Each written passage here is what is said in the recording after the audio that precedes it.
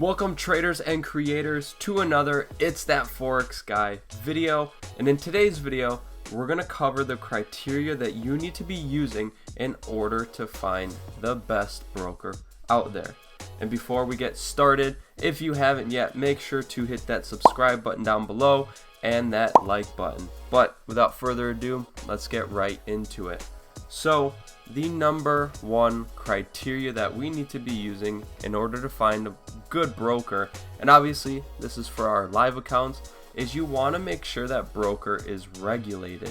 Now what I mean by that is the regulation for a broker typically means it's their big brother looking out for them. You know, it's making sure that they're keeping them accountable and making sure they're not doing any silly business with your money, because the last thing you want to do is put your hard-earned money into a forex broker and then poof, it's just gone out of nowhere. Or maybe, you know, some trades are starting to slip, or your stop losses aren't being hit in the right places, or just a bunch of weird things can happen when you're dealing with brokers that are new, non-regulated, or just kind of sketchy, you know, all around. So the first thing we want to do is look for a broker that is regulated by one of the big agencies that overlooks anything with futures, forex, commodities, day trading, investing, stuff like that. And some good examples of this are the FCA, the NFA, and then the ASIC, and etc. Now I have a good example that I'm going to show you guys. Let's go right into it. Okay, so as you guys can see, we are in Oanda's website, and the reason that I use this, and again, I'm not sponsored or affiliated by them, I just think that they're a long-term trustworthy broker that has amazing reviews all around the board. They're probably one of the best ones out there, but I just wanted to use theirs because they're a good example of what a good regulated, authentic broker needs to look like. And what you usually do when you're looking at a broker's website is you want to go all the way down to their footer, which is what we're going to do right now. And we're just going to look at if they say anything about regulations, which in Oanda, as you can see all the way in the bottom down here, they talk about, you know, they're regulated by the National Futures Association, which is the NFA.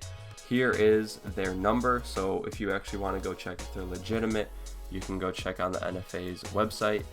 And they if you don't see anything in the footer talking about your broker being regulated, then you can always come up to these quick links that they have in the footer as well. And a good place to look would probably be their legal documents. So let's say Oanda didn't have this nice thing down here saying that they are regulated. We can come to their legal documents, and it's going to take us all the way to here. And right here you can see that they are regulated by the NFA. These are their disclosures. This is their, you know, the acts that they abide by. These are the rules that they follow and stuff like that. And this is what you want in a broker that you're going to be putting your money into. And so now that we're back, we just want to make sure that we are actually following that a good broker that has the regulations that we need in order for us to feel safe, for us to put our money into. Now, I'm not saying that you have to go super crazy and make sure they're regulated by every single person and agency.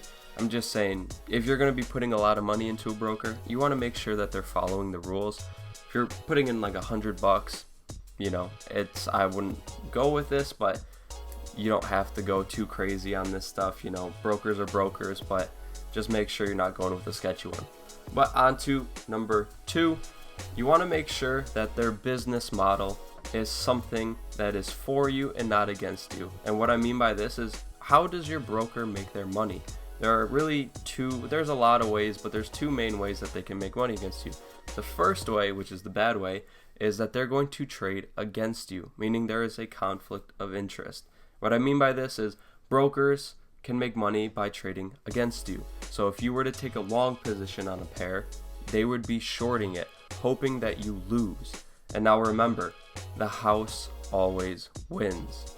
So the last thing you want to do is put your money into a broker and then trade against that broker, because odds are they have way more money than you.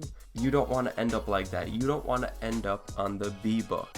Basically what the B book is It's a book of traders who are new, non-experienced, and don't really have that much capital and haven't proved themselves yet. And every time that you take a trade, your trades go through a dealer desk, and that dealer desk really tries every way, ethical and unethical, to make you lose in that trade. And that just makes your trading so much harder. I mean, you're already trading against millions of other traders in the market. The market itself is a monster. The last thing you want to do is fight your broker as well. So a couple ways that you can find out if your broker is for you is making sure that they're either an ECN or STP broker. Now basically what these two things mean is that they're not going through a dealing desk, and the way that they are making their money is through commissions and spreads on your trade. So your broker doesn't really care if you're winning or losing trades because they're making money off of you when you enter trades. So for them, they can care less. And this is good because there's no conflict of interest. Whether you're doing super well or super bad, your broker just wants you to continue to trade because that's how they make their money. Win or loss, they're going to make money while you're trading. And so you want to make sure that you're not going through any dealer desks or weird things within that company. And again, usually regulated brokers don't have an issue with this. Now, lastly, the one thing that I would really highly encourage all of you to look for in your broker after you've looked through the first two things is making sure that they have good customer service and support. You want to make sure that if you do have any issues with your broker, even if they are regulated and they're not going against you, you want to make sure that they can solve the problems that you're having. If they can't solve the problems you're having, well, then how are you going to get your money back if it was, mishandled or you lost it in some weird way that you weren't supposed to? And a couple things that I would say is make sure that they do speak your language, because there's nothing worse than trying to fix a problem and talk to someone who doesn't understand you. So that's kind of a common sense type of thing, but you'd be surprised at how many people don't look at that rule. And you want to make sure they're 24/7, right? If you have a problem on a weekend, you don't want to wait 2 days for the weekend to end and then get your problem fixed, because everyone knows how long tech support is for anything. And you want to make sure that it's either phone, email, or even a live chat. You want to make sure that they're always there for you and that they're looking out for their customers and not just themselves. And then also, look up some reviews. Go on Forex Peace Army, forexreviews.com. Go on anything, just type in your broker and then reviews after, and see what people are saying about that broker. How are their withdrawals? How are their deposits? Do they have good customer support? Just look these things up. Do your due diligence, because the last thing you want to do is put your hard-earned money into a broker that's going to be taking money from you. And before I do end this video, I do have a couple extra things that I think you guys should really consider before choosing your right broker. A couple of them are, make sure you can try out their demo, because sometimes when you demo a Forex broker, you'll actually get a sense of what their spreads are, what they offer, what currencies they offer, the pairs.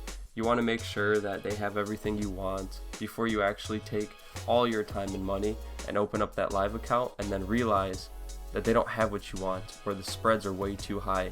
You want to make dumb mistakes with fake money instead of real mistakes with real money. And then again, sometimes some brokers will charge fees for opening a live account or keeping one open. That's unnecessary. You don't really have to pay any fee to keep a live account open. Sure, maybe if they have extra perks, that's really up to you, but don't feel like you have to pay a fee in order to open a live account, because if you do, then find a different broker. Make sure, again, that if you trade a couple pairs like Euro USD and AUD USD, if those are your only two pairs, make sure they got good spreads on them. Make sure they're tight. There's not a lot of spread in the pairs that you trade. But if you're someone who trades a lot of pairs, make sure they have a good selection and those spreads are good on each one. You want to make sure that if you're trading a lot of pairs, the spreads aren't insanely high and you have a good selection to pick from. And then lastly, just ask around. Everybody who is a Forex trader is in some form of community or has Forex friends. So ask around, see what other people are using, what other people think of brokers you're considering, and from there, make your opinion. Now, again, I'm not affiliated with any broker. I don't recommend any broker because I'm not sponsored by any, and I don't want to give you guys any bad decisions, but I just hope that this video helped educate you a little on making sure you guys pick a good, regulated, amazing broker, so that way your money isn't messed with in any possible way, and then you guys can pick a good broker. So that's the end of the video. If you guys enjoyed this, make sure to leave a comment down below about what you liked most. Make sure to hit that subscribe button and smash that like button as well. If you like this video, let me know, and I'll see you guys on the next video.